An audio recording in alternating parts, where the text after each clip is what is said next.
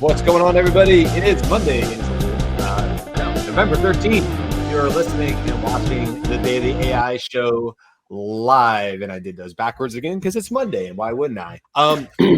AI is about to completely change how you use computers, so says Bill Gates. And that's what this episode is all about, which is just sort of talking about this article. Now, we're not going to go through it line by line or anything like that, but we just thought it'd be fun. Carl, actually, you had this idea, and I thought it was a great one, so we made it a show. But we'll put up it's actually a really short URL, which works well for our banners here. So one sec, create a banner, just in case anybody watching live wants to go check it out. That is the blog that we're going to be talking about today. And there's actually a lot of great stuff in there. And as you can see from the URL there, it's all really about agents. It says, how we use computers is completely changed. But really, the entire article is about this idea of agents. And so what might be the best way to kind of kick things off, and by the way, I want to tell who's here too, but we'll get to that in a second. The best way to kick things off will probably be to just kind of describe what an agent is. Maybe we can use a little bit of Bill's words in his blog, and then also maybe add in some of our own opinions to it. But before, whoever's got that, hold tight. I want to make sure for all our listeners who aren't watching us on screen, who's on the show today. So we got Junmi, Beth, Carl, Andy, Aaron, I'm Brian, and the only one missing today is Robert. So we almost have the whole crew back today. I think he might be back later in the week, but that's who you got on the show. Okay, so let's kind of kick things off here. Who wants to take either a stab of talking about what Bill Gates says an agent is, or who wants to put their own spin on it? I'll begin because there's a lot of people using agents to describe a lot of things. So we've heard agents. When I first heard of an agent is something that does things on your behalf.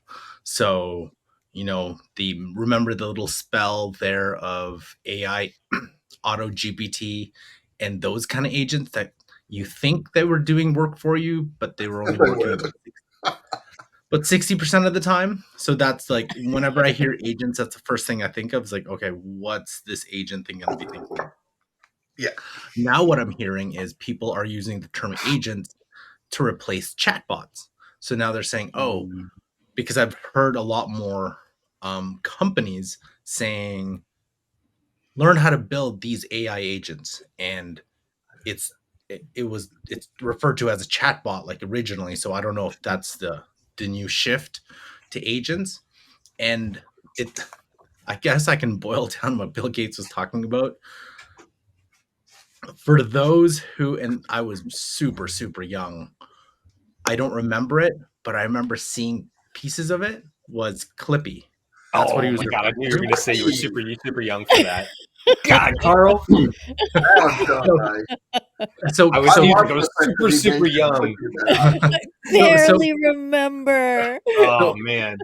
So Clippy, for those who don't know what Clippy is, it's like this thing that apparently pop onto your screen when you're using like Windows. Is that right? Windows? Word documents, spreadsheets, Excel. Yeah. Mainly Excel, I think of. Yeah. So when it comes up, what does it do? Like, it tells you stuff? You're trying to create a document. Would you like some help with this? Yeah, exactly. It was a built-in knowledge base. It was what it was. And it could do I mean, we all made fun of it back in the day and they discontinued it, but really it was one of the first probably public big iterations of a bot. Really, it was just a helpful little pop-up on your window that was like, what are you trying to do? And it was like, I'm trying to save this document or whatever. And they're like, I can help you out with that. You need to go here, here, and here. So it was just a little basic knowledge. Clippy in my mind is a class of context-sensitive help, right? So on an application, it's just context-sensitive. Agents are very different. Agency in the general term, like if you have agency, it means you have the ability to act on your own will. So an agent is going to be taking actions driven by its own intentions or intentions you've given it to try to achieve some kind of assistance to you. And to get that done, agency requires, one, that it be empowered to take actions for you. And most importantly, in my view, it has to have persistent memory and continuity beyond a single session. Because what we're experiencing now with chatbots is session bound. Like it's only in the thread that I'm in right now, including the new GPTs. Well, you can get GPTs to take actions. That's a capability that they've added to it. So it's approximating agency, but it's not an agent assistant like Bill is describing in his article, because it doesn't remember anything the next time you come into the chat. Right. Yeah. It's kind of like, it's like hiring a PA or a VA who works for you 24/7, 365, has a perfect memory and does everything for you. So you say, excuse me, Mr. or Mrs. BA, can you book me a ticket on, find me an airline ticket from Perth to Sydney to Los Angeles? I want to fly on these dates. I want this type of seat. I want to go to this hotel. Go out and do all the work, and it'll do all of that for you in the background. Mm-hmm.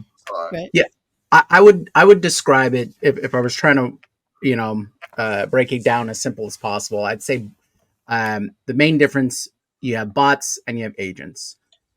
Bots are reactive, agents are proactive. All right. Mm-hmm. So you have your overall goal, whatever that is. So if we use, for example, education, right? A bot, you talk to the bot or you communicate with the bot and it spits out answers for you. It spits out questions for you. And that's kind of where the majority of things are. Agents, on the other hand, would be proactive. If the overall goal is that you're educated on a particular subject, an agent would create a system for you, a learning system for you, for your particular needs to teach you that subject. And that could come from some initial testing or assessment, but it would do all of these things, taking all of these steps in a proactive nature to build out what your education plan is or what your lesson plan is. And that I think is for me, that's the easiest way to keep it in my mind. Is a bot may have access to a bunch of information, but it's reactive to what you're trying to feed into it. And that's kind of how we've set up chat bots and things like that. So let's give a good example of that. We have Conmigo, which Khan Academy built, and that's a bot, right? That's a really good bot, but it's reactive to the student or the parent or the teacher typing in and saying, I'm struggling in math. Can you help me? He gives good examples in there of like, I really like Minecraft. Can you explain this to me in a way that I would understand using Minecraft type analogies? And it will absolutely do that. The difference I see from where that is in a Conmigo and having to type in to do that in an agent is an agent. Now we can suspend the conversation here for a second on privacy laws and all that, but an agent, depending on how much access you allow it to have to your personal information, may also know that child who's struggling has a late night soccer game that's going to be on Thursday night. An agent may know what other subjects and what other homework is coming up in all the other subjects going on at that time. And an agent, to your point, Jimmy, proactively may determine and say, listen, this is a problem right now, but I'm already looking into the future and I'm already rearranging and helping you with your schedule to ensure that you get the best outcome with your math, because you don't just have math problems, you have life things happening while math problems are happening, like all students everywhere. So I'm an agent for you. And now I'm sitting alongside this child virtually and to the help of the parent and saying, I'm going to proactively schedule out forward. Big difference. And to your point, Andy, I think one of the things you said is not only is it confined with as far as memory or whatever, but bots don't typically go beyond the software. They're sort of linked in with the software. An agent would span across multiple softwares. To your point, Aaron, it would be able to maybe go make those hotel reservations and those travel reservations and restaurant reservations, as well as excursions or something like that. And that might be 6 different places in our current view of how you would do that. An agent would be able to go across all of them and know your preferences along the way. So just sort of bringing this up. This is a place where I think the Clippy lesson needs to come in, and we're not really talking about it. When agents are proactive and they're acting on your behalf, but on their own initiative, they're also acting on their own time. So in the article, Bill Gates suggests that we'll be interacting with the agents in the earbuds. One of the things that was awful about Clippy was that it showed up and it made you pay attention to it before you could continue your task. Right? So it took the focus, it took the cursor. You had to say, go away. Yeah. Before you could come back to your task. Isn't that an ad? That is an ad. Yes. Like, it's all of those things. The Microsoft Office ad. Yes. But and it was difficult to get rid of. Imagine your, like, when you see an ad, you've taken some sort of initiation to, like, you've done something, but now there needs to be like a knock, knock. Is this a good time to update you on the actions I've taken on your behalf or something like that? And I haven't heard anyone talking about that. And for me, that was the biggest Clippy killer. Yeah. And by the way, I don't want to walk around with earbuds in. I can't stand earbuds. So if that's where we're going with this and that's the only way it's going to work, I'm out. Well, I mean, I don't want to wear earbuds. Like, and he brought it up like, I think that's the way it's going to work. And I was like, that's a killer for me. What's that little thing that we saw last week? It was the little thing. AI pin. That's right. Yeah, AI pin is going to solve your problem, Brian. You don't have to have earbuds. It's there. I don't know It has a personal bubble of sound. Going through your head. Yeah. What is that from? Austin Powers, the cone, when he tells them to get in like the cone of silence or the cone of whatever it is. Yeah, that's it. Everybody will have their personal bubble, and then somebody else will be like, I can hear your bubble, right? Like, I thought I had it turned in. No, you have it set on 10 feet diameter. You're supposed to have it only on a 10-inch diameter. I mean, not to diverge too much, but have you tried the bone inducers instead of the earbuds? I hear those that stuff's pretty cool, and then you don't have to worry about that. But I digress. We'll pair those with agents, and then we won't have to wear the earbuds. I agree. So I want to jump in and maybe just talk a bit about some of the items in the article, because there were lots of things that came up for me, and we've talked about a lot of this stuff before. So Gates talked about things like you'll have an agent that you can go to for healthcare. They'll be able to diagnose problems, assist with your medical issues, all that sort of stuff. He made the comment that half of all US military veterans who need mental health care aren't getting it. So in the future, like, was it Pi? I think it is. The Super Pi for people with mental health issues could be the tool that allows countries to give high quality mental health care to a lot of people that we don't have now. So that's a cool thing.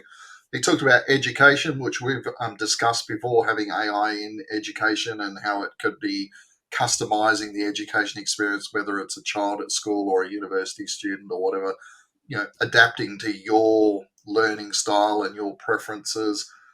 Productivity was really interesting because at the moment, computers as we use them, they have an operating system like Windows or Mac OS, and then we have all these applications on like Microsoft Word or Chrome browser or Outlook email or Slack, for example.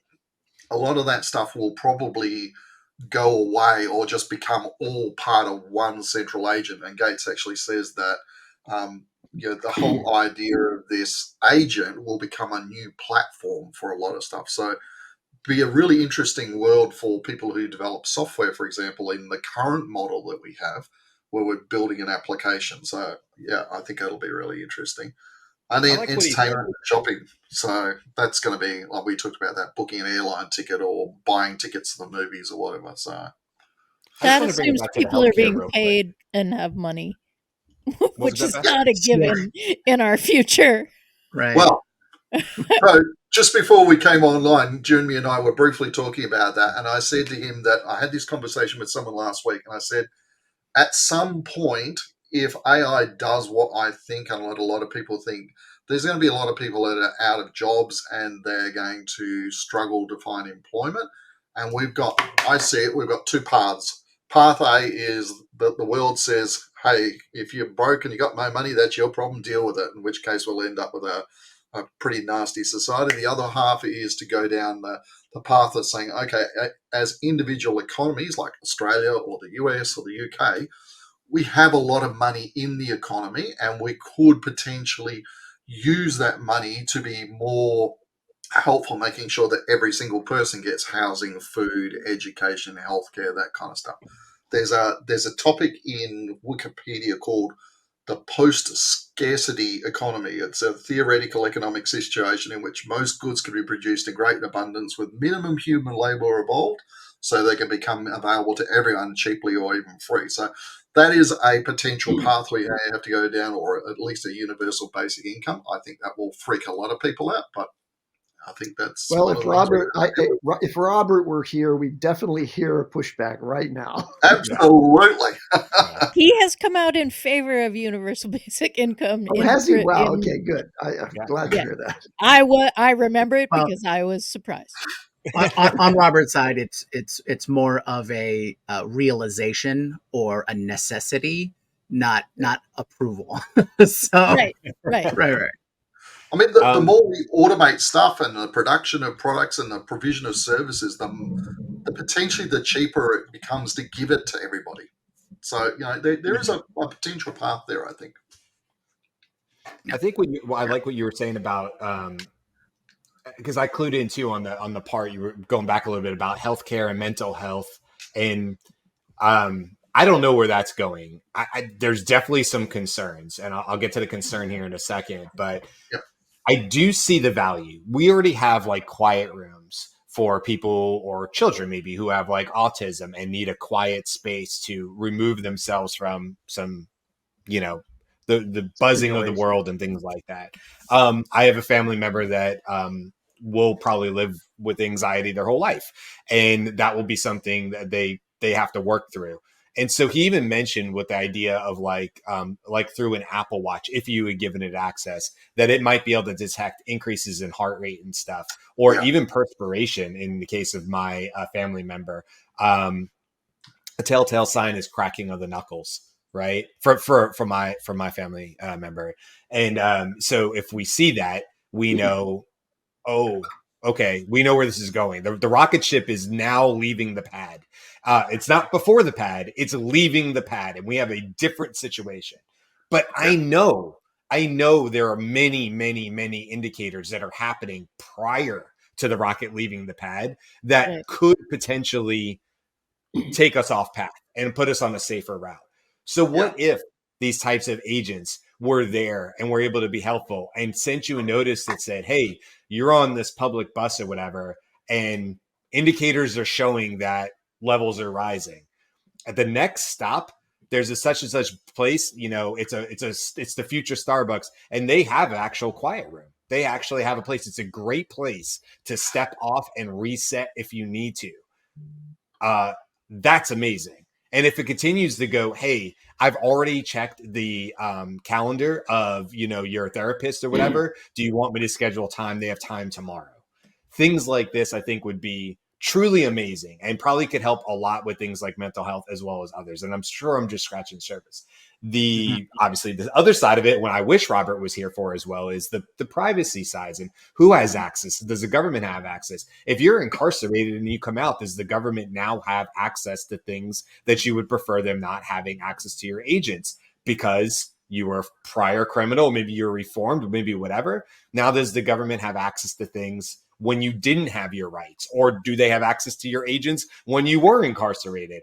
Like things like this become really, really tricky because now it goes from, oh, I'm helping this adult child or whatever get off the bus and get to a safe space so they and truly help them in a mental crisis at that point, to tracking and monitoring and watching where people are. And of course, like anybody, that freaks me out. So I don't know how we're going to get past this idea, because the way that agent could be truly the most helpful is by knowing the most information. And the scariest part about all this is if it knows the most information across softwares, apps, and different parts of your life, like Bill Gates brings up, like, do you want it saying when somebody says they're not available, do you want that response to be, no, they're not? The other agent says, no, they're not available because they hosted a party with all of your other friends and you're not invited.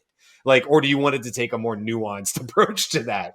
Right. So it's tricky. How do you make an agent as powerful as we know it will be able to be in the future without giving up so many rights? And what happens if that's accessed or hacked or otherwise? Yeah, I think you're completely right. And that's one of the things I was actually talking to Aaron about before the show is, and this is probably not the purpose of the article, but I like to see when they when you talk about X, Y, or Z, if there's a problem or potential issues, that you provide some sort of path or thinking process or solution or something like that. I didn't see too much of that. Just noticing that there would be potential issues. Now, to go to what you're saying, Brian, I totally agree. I think data privacy is going to be even much more of a hot button issue, especially with all of the interconnects. Your agents, other people's agents, if they talk to each other, like your example with using the healthcare agent to access the therapist's schedule. I mean, that's an interconnect already. Those kinds of things just expand beyond that point. There's going to just be so many different points of interaction.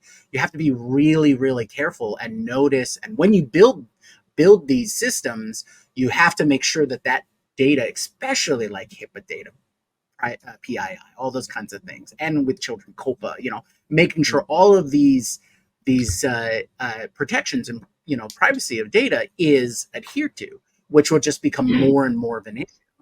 And so, to provide a potential path, I think we have to approach how data is interpreted at a base level. So that might require certain legislation to say data is inherent to you, right? Any data points that are created by you or through your interaction are yours and follows under PII, and therefore under the protections, and therefore you have to have all of those different security steps and things like that, so that data isn't accessed beyond your knowledge. And this all has to deal with informed consent and who you want to share your data with, and all those kinds of things. Now, I suspect there's going to be a lot of trips and falls along this path to get there. There's going to be camps and factions that are just be like, no, just share it all, and we'll just keep it all in our cloud. I'm not a proponent of that, but and then having these companies, and then we have to trust the companies with our information too, right? All the big data companies, Google, Microsoft, all that kind of thing. So I agree with you completely. There is a lot of things that we can do, but I think approaching it from data and identifying data on a certain level in association with people is probably where we need to make certain changes. So in the US, there's an inherent tension in that, in that the people who are making the laws, the people who are talking to the people who are making the laws, the people who are making the ethical decisions in the corporation all benefit from having more data about us than less. Yeah. So the only people who are interested in having more privacy, not like as a slogan that I can sell, but actual more, I own my data, I get to choose, in the US are the people with the least amount of power in the conversation. That's true. Now, we're benefiting from the fact that other countries are like better about it. So if you're an international company, we also get the like, hey, these are the cookies, what do you want to choose? Not because the US has said you have to do that, but because the European Union has said you have to do that. All right, I'm jumping in. I'd like to say a couple things here. One is this whole part of the discussion is related to something that Bill Gates said in the article, which is he doesn't think that these AI services are likely to be free. Now, there's never any free service, right? And today, a lot of data is collected about you for free, and you get free services, but basically they're accumulating advertising targeted information about you, and they're getting paid by someone else to sell you things. So an agent that's actually acting in your personal interest can't be in that model. It can't be the one that is Ah. being ad supported. It can't be free. Yep. So it's got to be paid in some way. And this goes back to a thread about universal basic income. Should it be that there is a public option in effect where there is a dramatically personalized and private application for people who want this kind of assistance, who ought to be able to achieve the benefits of this kind of agency using AI, but it doesn't cost you anything. It's built into your UBI. So that's an interesting point. But I think that the architecture of privacy control and ensuring that the agent is going to act in your behalf and only in your behalf is going to be one of the key features of some of the paid services out there. For example, I might guess that if Pi ends up being action-oriented and full of agency, that's kind of a noble enterprise that Suleiman is pursuing. And maybe that one will be not so expensive and still very much guarding your privacy. Imagine the joys of having Facebook ads popping up everywhere for the rest of your life, just so you can have their AI for free. I mean, it's bad enough as the Facebook advertiser. I mean, yeah, the idea of I can help you with that in a in a necessary situation, but before we get to your problem, we just have this really quick 30-second ad to tell you about. But I need the help. I need agency. I need it now. But no problem. As soon as you hear a word from our sponsor, who happens to be on the same street that you're on, and it's a highly targeted ad because we know where you are.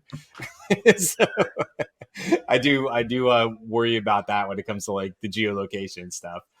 We do have a comment from Greg. I want to bring it up really quick. Greg said, some can't be controlled by that. Some can't be controlled by that. The therapist schedule will be able to log the call from your agent and alert the agent, even with your privacy protected, for example. I'm not sure. Do you guys know what Greg means by some can't be controlled by that? He might have just been commenting back at a previous part. Sometimes we catch the comments a little later.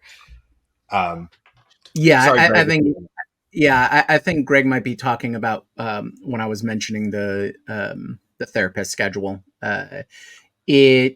In terms of privacy, I think what he's pointing out is even though your personal information privacy is protected because your agent is just making a call to it, right? Because the therapist's agent or the therapist side of things knows who's contacting them. Right. Even though technically could be anonymous, it's like, well, I know who my clients are and I know what they're really trying to schedule. An appointment as an anonymous person. Right. Yeah. So we only got like 2 minutes here left. Just, Bill Gates' whole point to this thing was, he talks about agents, but again, let's bring it back to the topic, the title. AI is about to completely change how you use computers. And then he goes more specifically and he says, in the next 5 years, this will change completely. You won't have to use different apps for different tasks. You'll simply tell your device in everyday language what you want to do. Okay, so let's just pause right there. Greg said exactly, by the way. So nice job, Jimmy. You nailed it. Thanks, Greg. So let's just talk about that as we wrap up here. Next 5 years, even Bill Gates says, look, I don't think these like super agents, it's fun to think about, but he's not saying they're going to be there in the next 5 years. So what is business or life like in the next 5 years in terms of software? Where do you guys feel? Do you believe Bill's kind of nailed it, or do you have some other ideas? Let's just kind of run around the room real quick. Just in the marketing world alone, I can see some huge changes coming. AI is ideally suited for a lot of this sort of stuff. Even if it's just, hey, I want you to be my content creation person. You're going to research topics, write scripts, create videos, publish them for me, monitor and respond to comments. I don't have to do it. That alone, if I could sell that service now, I could charge a fortune for it, but it'll be readily available, I reckon, in a couple of years. And that's just a simple one. I'm already doing small, tiny experiments with it at the moment. So I think he's pretty spot on. I think sooner than next 5 years, he may be talking about overall adoption, which I can see taking about 5 years. And the takeaway, and you hear us say this all the time, so this is a repeat, but it's a good repeat. Think in terms of systems.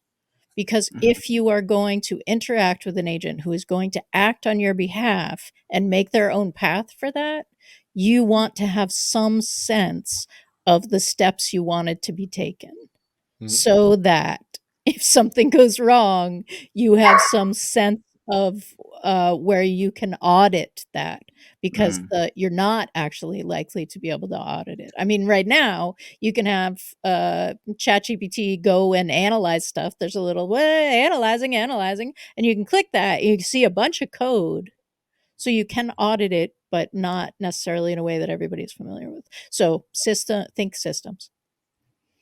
Right.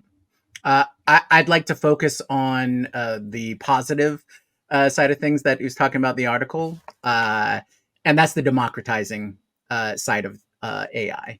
I really like to focus on the things that AI can do to help people lower barriers, get the help that they need, have access to things that they normally wouldn't. And he makes a few examples. Like, normally, take a math tutor, right? If you had to set up a math tutor or tutor service or anything like that, especially from if that process is too expensive for you, or you have a low income family and those kinds of things, that family would have a harder time accessing those kinds of resources. That's why there's all of these other programs, after school programs, free tutoring services, and things like that. And this is just along those lines. This is just one that can be automated. This is just one that can be accessed from multiple sources, different, your computer access, internet access, things like that. So I think it's one of those kinds of things.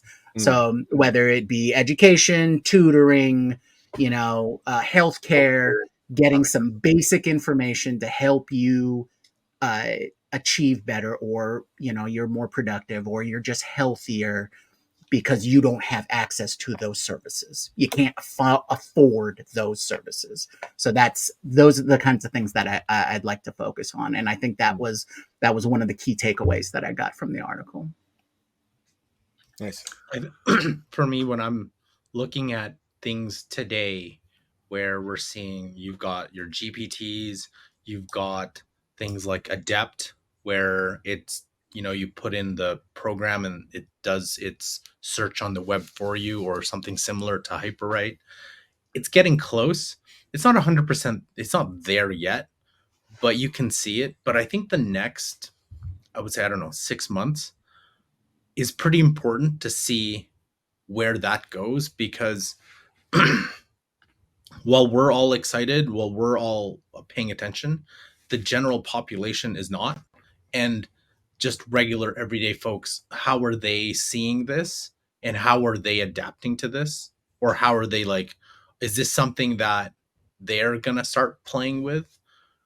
And I just look at, like, people like two ends of the spectrum, my dad and then my brother, who's younger than me. So my brother I don't think he's paying too much attention to this. He's got his own thing going. And then my dad, he's about to retire, not paying attention to it either. So two groups of people were not paying attention to it. So I'm just trying to gauge, where is it in the, I guess, in the knowledge sphere of everybody else who's looking at this, and is this something even in the horizon? Yeah, that's a good point. All right. I liked Junmi's phrasing, reactive versus proactive, to capture the progression towards agency. And I think that right now we're still in a very prompt-oriented, AI reactive model. But I think what's going to happen very quickly in the course of 2 or 3 years, you're going to start to see that flip, so that it's going to be more about active elicitation of what you want from your personal assistant. And they're going to do exploratory interrogation of you, not the mean kind of interrogation, but a very friendly kind of interrogation. And at your command, you can say, hey, stop, I'm not interested in talking about that right now.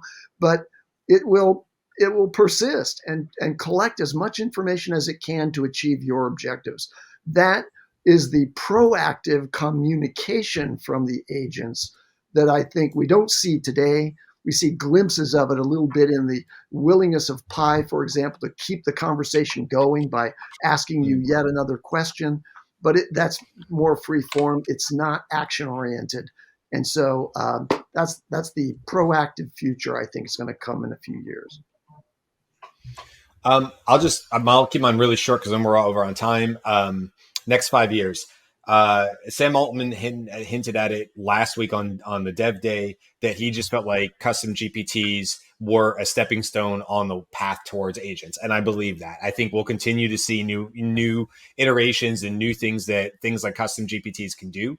But I don't think it'll just stay at the desk. If I really had to think about the next 5 years, I think about things like wearables. Like, I don't have it. I just have a wedding ring. But if this wedding ring was like an Aura ring and it can do some of the things where it can sense things around my environment, I see in the next 5 years a detachment from the desk, from the computer, from having to sit somewhere specifically in order to get work done. And as we move towards that idea of, more helpful agents, I think one of the ways of collecting data about you personally will probably come in the form of the watches, the pins, the bone, the earbuds, the wearables, your phone. I think I remember my buddy pulling out an iPhone out of his pocket for the very first time and saying, I have an iPhone. And we were like, what? And people still were like, yeah, but my flip phone is just fine, until an iPhone started doing the things that people really wanted it to do. And that's where the adoption took off. So I think that's really what this is going to be, is it's going to fold into our phones. Siri and things like this are going to get very good at being more towards proactive. And I just see that continuing on that path over the next 5 years. How fast? I don't know, because I couldn't have predicted last November what in the hell just happened in this last 12 months. So God knows I shouldn't be guessing about anything that's coming in the next 12 based on the previous, but it definitely seems like we're on that rocket ship. And so, it's going to be really, really exciting. But go check out the article if you haven't. All this, if you came in a little bit later on this, all this session we were talking about, gatenotes.com/AI-agents. It's Bill Gates' blog, though, so it's pretty easy to go get. It's all about, how AI is going to change how we use computers in the next 5 years. Tomorrow, sort of on a similar path, continuing to talk about custom GPTs, but even more so than just talking about custom GPTs, which is proving to be more and more powerful. I know Carl and I have been working a lot with them lately and putting out videos and stuff, but even more than that, I have this idea of, multitasking as a thing basically fails. I don't think people really can multitask per se. I think they like to say they are. But as I was using ChatGPT or a custom GPT, and I had it running on this screen, actively doing things for me that I needed done, and I was on this screen and I was working, I was like, am I multitasking with custom GPTs right now? Is this actual multitasking? Because my attention is only here, but my custom GPT is doing work I need done over here too. And so that's the topic for tomorrow. Is custom GPTs the solution to multitasking? So that's what we got coming up, guys. We'll see you back tomorrow. Thanks for hanging out with us. This has been a fun one. And we'll see you. Bye. Wow.